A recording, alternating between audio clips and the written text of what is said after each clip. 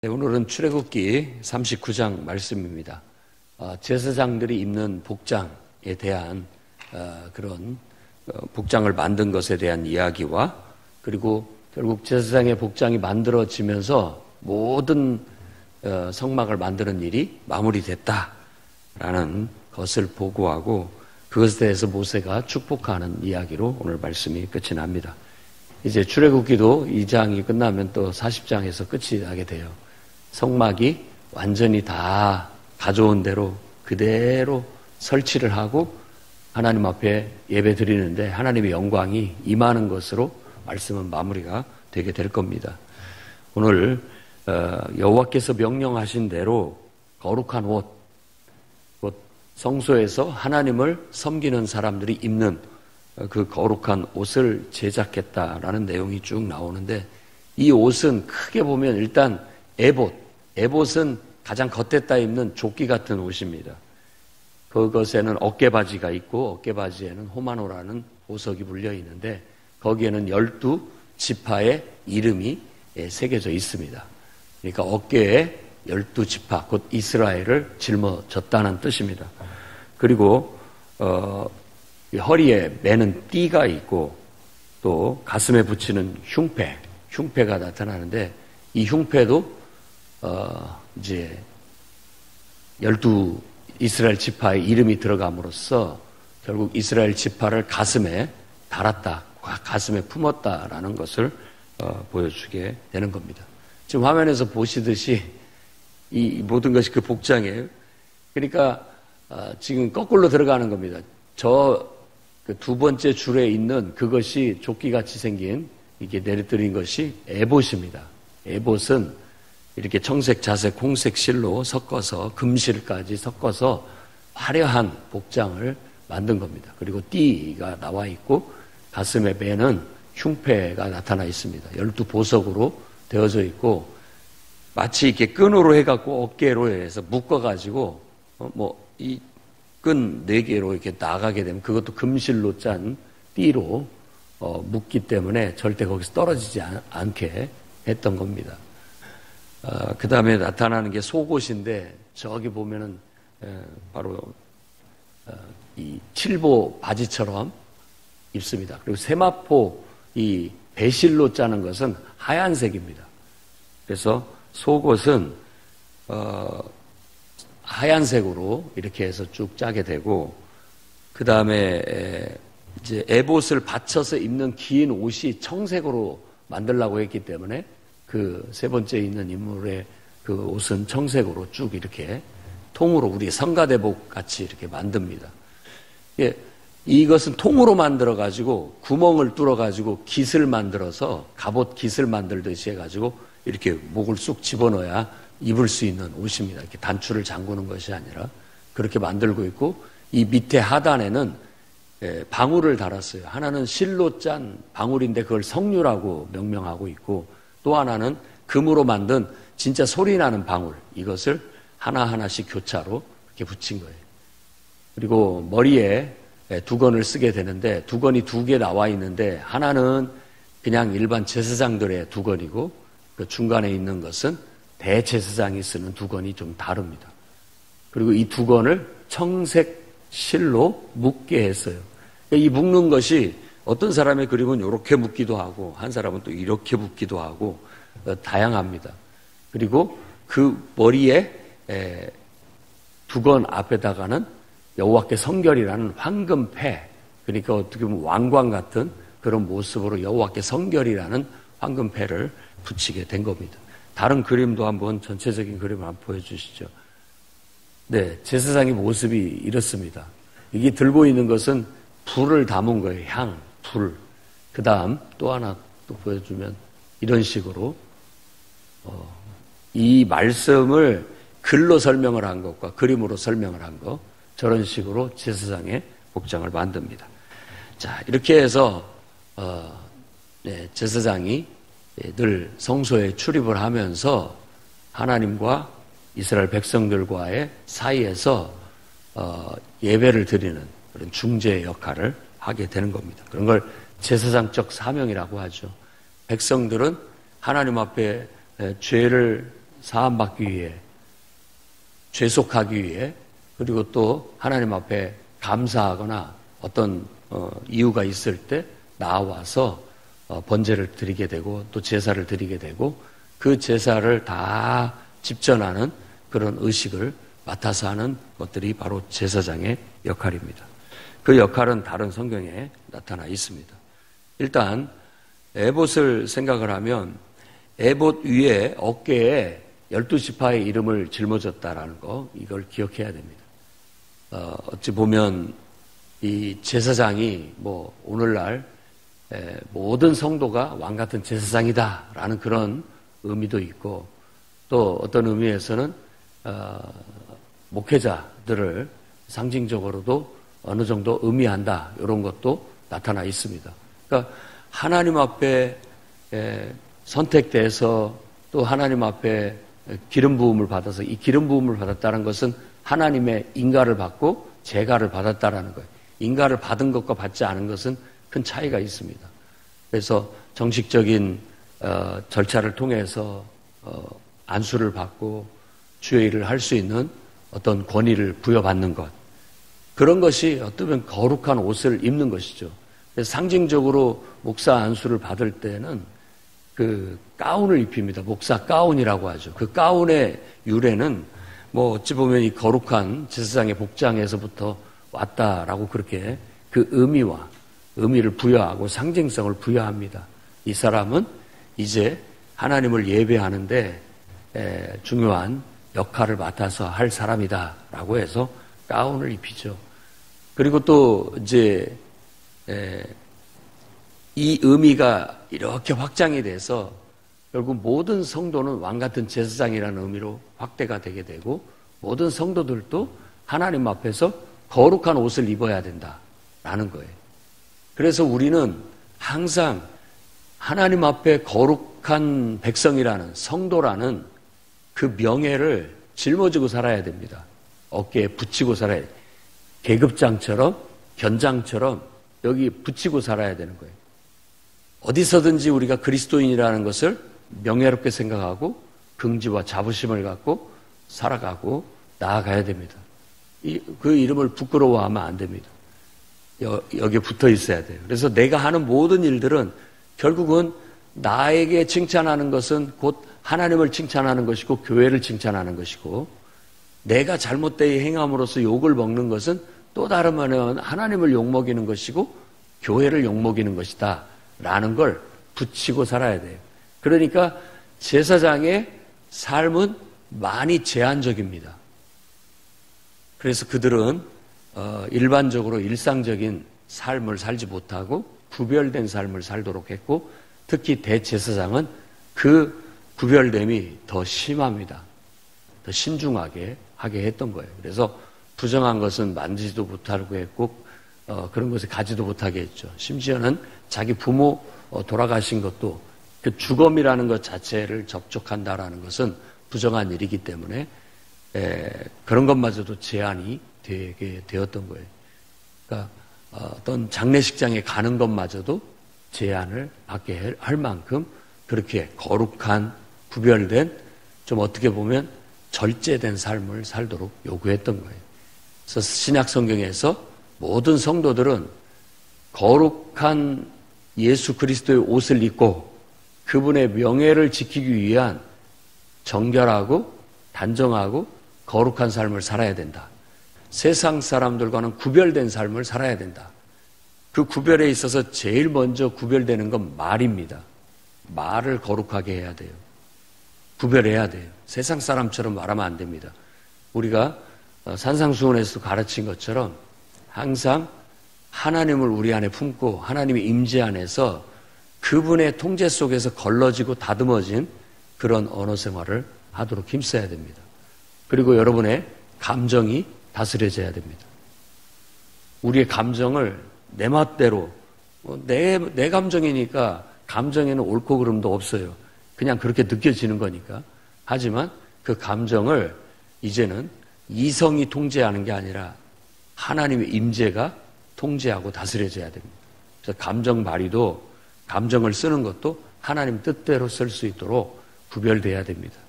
그리고 여러분 안에 있는 욕망도 하나님의 뜻대로 다스려질 수 있도록 구분해야 됩니다. 내가 내 욕구가 있다고 해서 그 마음대로 다 그 욕망을 추구하고 사는 건 세상 사람들이고, 우리는 그 욕구마저도 주님께 드렸으니 주님 뜻대로 써주시옵소서 하고 하나님의 뜻 앞에 다스려지도록, 하나님의 선하신 뜻대로 쓰여질 수 있도록 해야 됩니다. 그게 바로 우리가 거룩한 삶을 산다라는 뜻이죠. 우리가 그냥 살지 않아요. 그냥 하나님의 임재 안에 사는 것이죠. 하나님의 임재 속에서. 그렇기 때문에 우리는 거룩한 옷을 입은 겁니다. 그걸 신약 성경에서는 예수 그리스도로 옷 입어라. 제일 문제가 뭐냐면 아까 말한 것처럼 속옷부터 시작해서 다 갈아입고 거룩한 옷을 입어야 제사장의 역할을 할 수가 있습니다. 그런데 우리가 예수를 믿는다고 하면서 거룩한 삶을 산다라는 것이 마치 자기 옷에다가 그냥 땜빵하는 거예요. 땜빵. 하나님 말씀을 요만큼 땜빵하고 또 하나님 말씀을 요만큼 땜빵 지워서 꼬매는 거죠. 그런 땜빵하는 모습은 온전치 못하다. 그래서 예수께서 새술은 새부대, 헌옷에다가 새 천을 갖다 붙여서 땜빵을 하면 보기도 싫고 결국은 그 어떤 경직도에 따라서 결국 그 옷이 손상되게 된다. 똑같아요.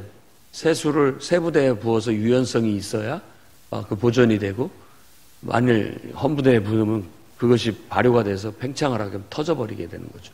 유연성이 없기 때문에.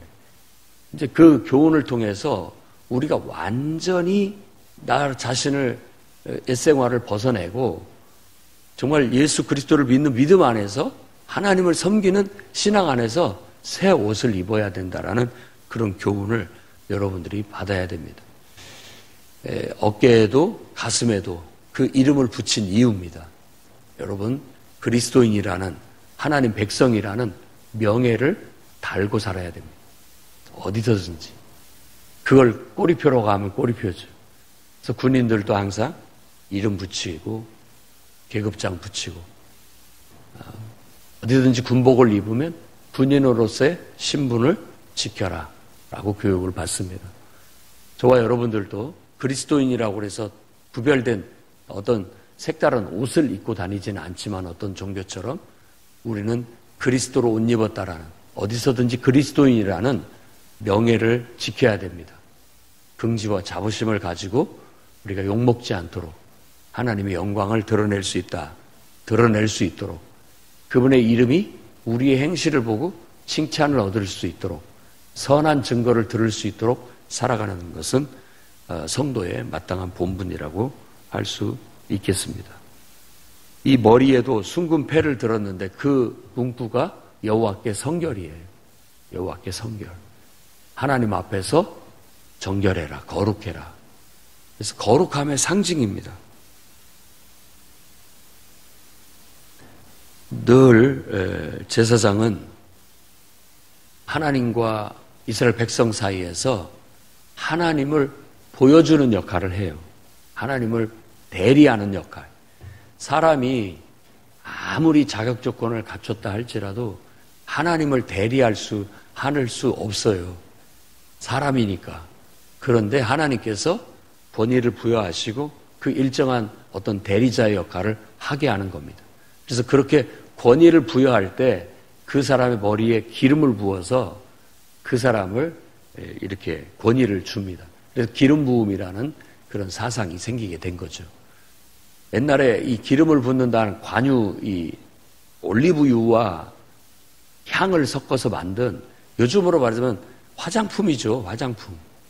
기름을 붓는다는 건 화장품이에요.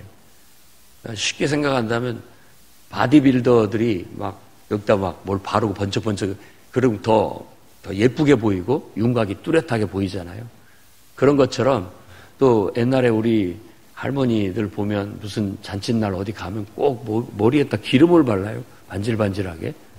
무슨 기름인지, 동백기름인지 뭐, 아무튼 단장하는 거죠, 단장. 마땅한 옛날에 화장품이 없었고, 그렇기 때문에. 그래서 그런 좋은 날, 특별한 날 단장할 때 기름을 발랐습니다. 얼굴도 머리도. 그런 것들이 유래가 된 것으로 생각이 들고, 그래서 사람에게 기름을 붓는다라는 것은 그 사람에게 어떤 특별한 임명식, 특별한 날, 그런 의미를 가져요. 그래서 결국은 그것이 성경에서는 하나님이 선택하셨다, 그런 의미를 갖습니다. 그리고 하나님의 대리자다라는 그런 권위를 갖게 돼요. 그러면 모든 사람들은 이제 그 하나님의 대리자의 권위 앞에 순종하는데, 사람에게 하는 게 아니라 하나님께 하는 것이 되는 겁니다. 그런 의미가 오늘날 영적 지도자에게도 살짝 씌워져 있습니다. 씌워져 있어요. 그래서 이렇게 제가 하나님 앞에 선택되고 또 어떤 권위를 부여받고 이 자리에 서게 되는 것, 여러분들도 그 권위를 존중하고 있고, 또 나도 하나님을 대리해서 하나님의 일을 한다라는 그런 어떤 의미를 가지고 합니다. 우리가 서로 판단할 것은 없는 것은 다 나도 하나님 앞에 하나님을 섬기는 것이고 하나님의 일을 하는 것이고, 여러분들도 하나님을 섬기면서 하나님의 뜻 안에서 어떤 하나님이 세우신 대리자나 권위자에 대한 여러분들이 하나님께 하듯 하는 겁니다. 저하고 인간적으로 1대1의 관계 속에 별 의미 없어요. 여러분들도 하나님께 하는 거고 나도 하나님께 하는 거예요. 그 관계를 유지해 나가면 되는 겁니다. 그렇게 함으로써 어떤 우리 안에 영적인 질서가 있고 영적인 어떤 권위가 있고 그로 인해서 하나님이 나타나게 되고 하나님의 역사가 이루어지게 되는 거예요. 그렇기 때문에 하나님을 대리하는 자이기 때문에 그에 걸맞는 복장을 입혀주는 거예요. 그리고 그 복장을 입으면서 항상 그들은 하나님의 제사장이다 라는 의식을 갖고 그 명예를 지키고 그 긍지와 자부심을 가지고 그 일을 하게 했던 겁니다. 자, 이런 것들은 이제 모든 성도들 속에서도 어떻게 보면 영적으로 더 다듬어지고 훈련되고 성숙한 사람들이 그런 일들이 어떤 직분을 임명받아서 목회자의 권위가 그 사람들에게 나누어져서 입혀지게 됩니다. 대제사장이 있고 제사장의 복장이 있고 그 외에 나머지 레위 지파가 그 일들을 하듯이 그런 것들은 이렇게 권위가 나누어져서 부여되게 되는 거예요. 목회자가 할 일을 혼자서 다 할 수 없기 때문에 내 대신 이 일을 해달라라고 해서 임명을 하고 그 목회자가 해야 할 일을 위임받아서 하게 되는 겁니다. 그걸 권위 부여라고 하는 것이죠. 그걸 직분을 임명하는 거예요. 직분 임명식을 하는 이유는 바로 그런 것들을 부여하기 위한 거예요. 사람들에게도 알려서 이 사람이 목사님을 도와서 목사님이 너무 바빠서 혼자서 못하니까 이 사람이 목사님을 도와서 그 역할은 대신하게 될 겁니다. 그러니 여러분들이 이분을 대할 때 목사님을 대하듯 하고 이분을 대할 때 결국은 하나님을 대하듯 해라 라는 그런 권위를 부여하게 되는 거예요. 여러분이 교회 안에서 질서라든지 화합이라든지 어떤 은혜의 통로, 축복의 통로는 대개 그런 하나님을 대리하는 자들을 통해서 주어지게 되는 겁니다. 그래서 목회자가 성도들을 존중하고 마땅히 사랑하고 돌봐야 되듯이 성도들도 주의 이름으로 어떤 직분을 임명받고 소정의 역할을 하는 사람들을 하나님께 하듯 그 권위를 존중하는 거예요. 그 사람한테 하는 게 아니에요. 그런데 그냥 원리는 그 사람한테 하는 게 곧 하나님께 하는 것이 되는 것이죠. 여러분이 만일 여러분 소그룹 영적 지도자를 무시하고 그러면서 하나님 앞에 나아가서 기도하면 너는 왜 나를 무시하냐 하나님이 그렇게 얘기를 할 수 있습니다. 제가 언제 하나님을 무시하고 멸시했습니까? 네가 목자한테 한 것이 곧 나한테 한 거다 라고 할 수 있는 거예요. 그 사람이 나보다 못 배웠고 나보다 말도 잘 못하고 나보다 나이가 어리고 부족하다 할지라도 하나님이 세운 권위는 권위인 거예요. 평상시 그것과 상관없는 일을 할 때는 동생처럼도 대할 수 있고 그냥 인간적으로 대할 수 있지만 주의 일을 하는 그 순간에만큼은 그의 역할과 권위와 그 명예를 소중히 여기고 존중할 수 있어야 됩니다. 그것이 질서죠. 영적 질서. 그리고 그것은 또 다른 하나님의 은혜의 통로가 됩니다. 왜냐하면 여러분들 위에 세워진 영적 지도자가 여러분들에게 복을 내릴 수도 있고 여러분들에게 저주를 내릴 수도 있습니다. 권한이 있어요. 권위라는 건 그런 거예요. 그러니까 내가 하나님 앞에 하나님께 하듯 잘하면 그걸로 인해서 상을 받게 되겠지만 내가 그걸 인간적으로 생각해서 무시하면 그걸로 인해서 벌을 받기도 합니다. 그게 권위예요.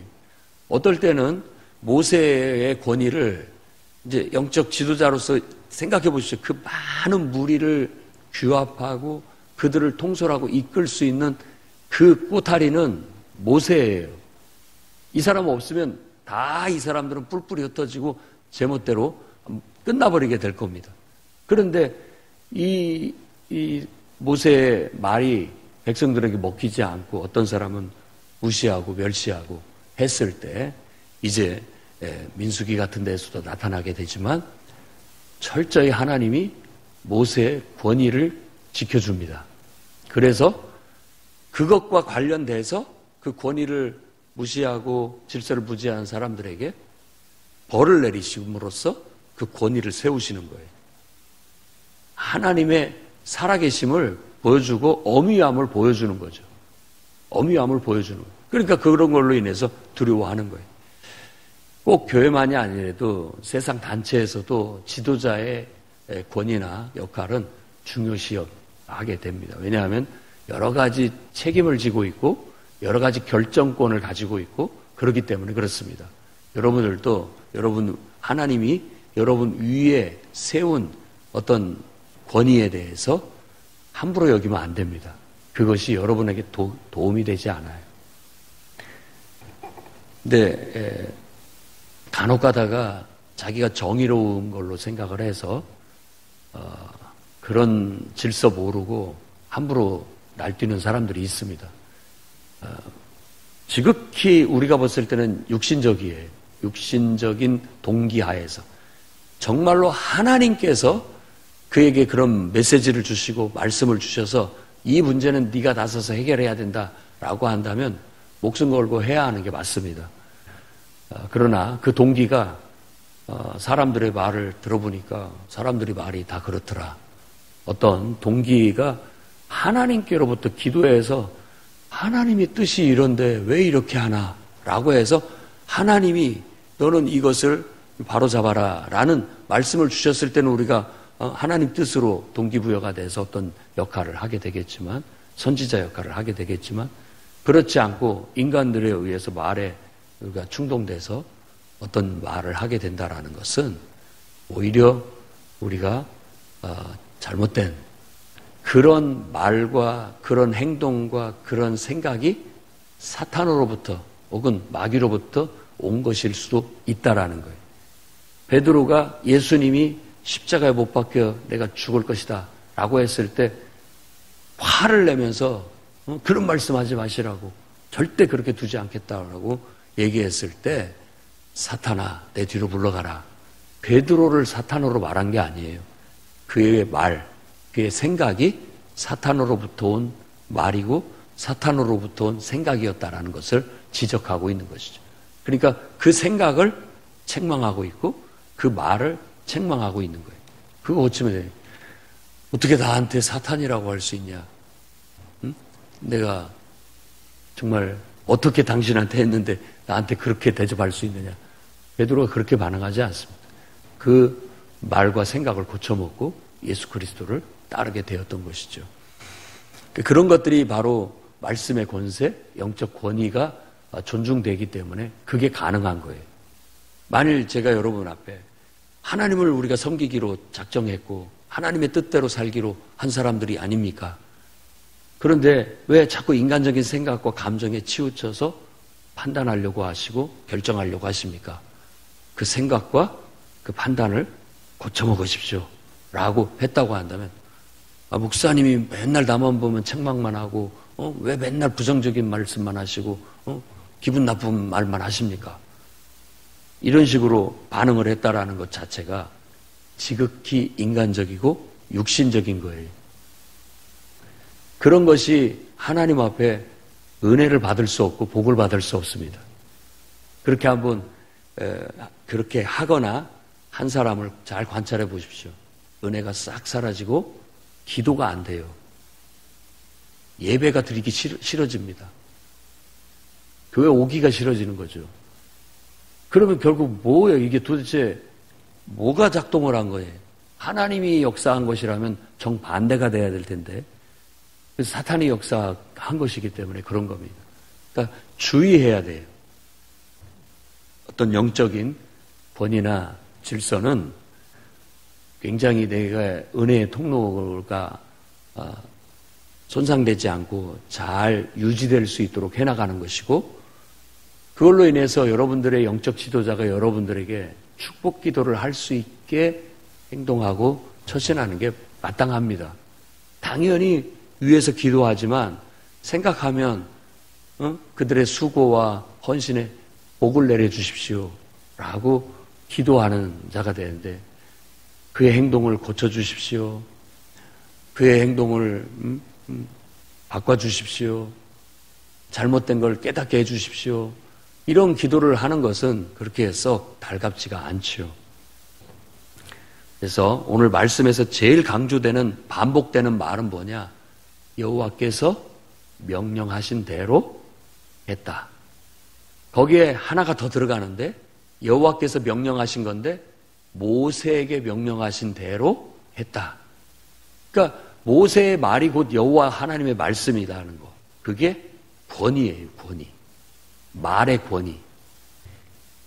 그것이 딱 명령이 떨어지고 지시사항이 하달되니까 사람들은 어떻게든지 그것을 그 뜻대로, 그 요구하는 대로 다 이루려고 모두가 다 헌신하고 봉사해서 그걸 다 이루어서 모세 앞에 가져왔는데, 하나님 앞에 가져온 것이죠. 지도자 앞에 가져왔는데, 그런 거 하나님 앞에 가져왔을 때 모세가 그것을 보고 하나님이 명령하신 대로 다 완벽하게 된 것을 보고 모세가 그들에게 축복하였다 라는 말이 이 말씀의 마무리예요. 주의 일은 그렇게 되어지는 겁니다.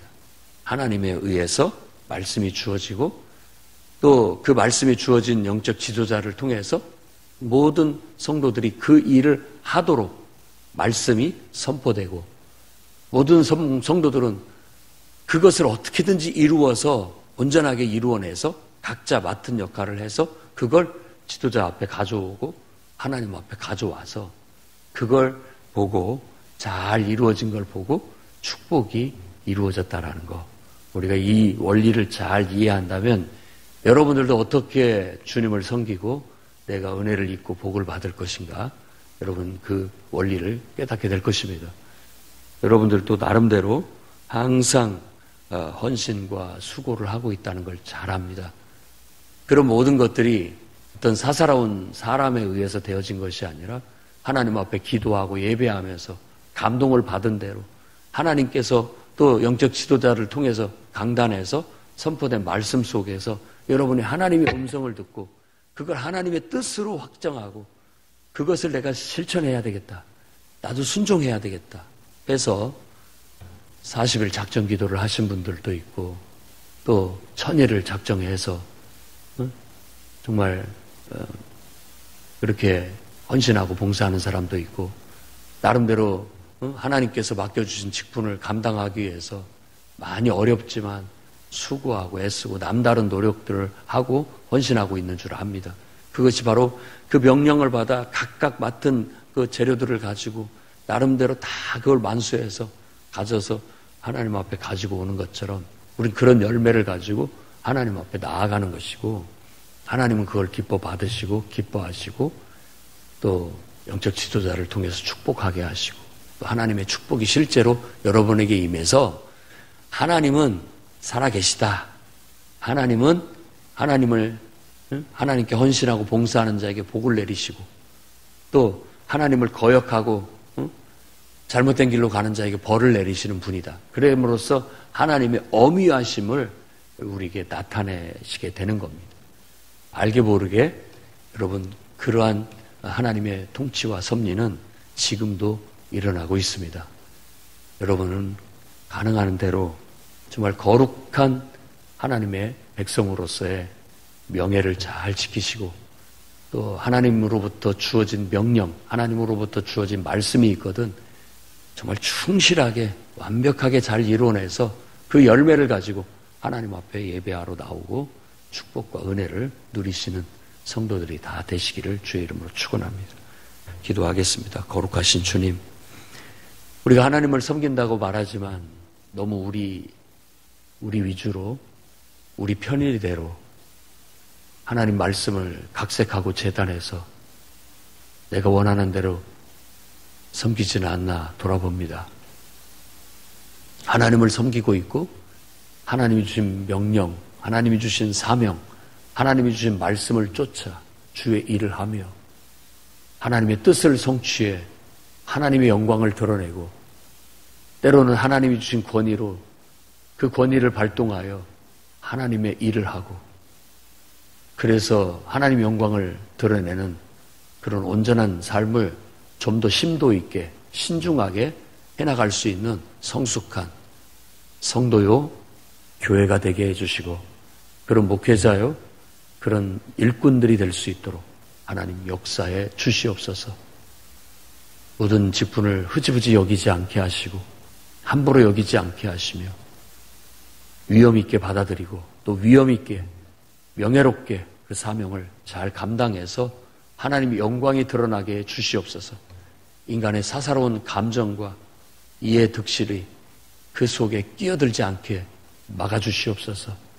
거룩한 옷을 입고 하나님의 이름의 명예를 드높이고 그리스도인이라는 명예를 소중히 여기며 어디서든지 부끄럽지 않게 우리의 입을 조심하고 우리의 행실을 조심하며 하나님의 영광을 드러내는 그런 거룩한 삶을 사는 성도들이 다 되게 해주셔서 저들에게 하나님의 축복이 있게 해 주옵소서. 예수님의 이름으로 기도드립니다. 아멘.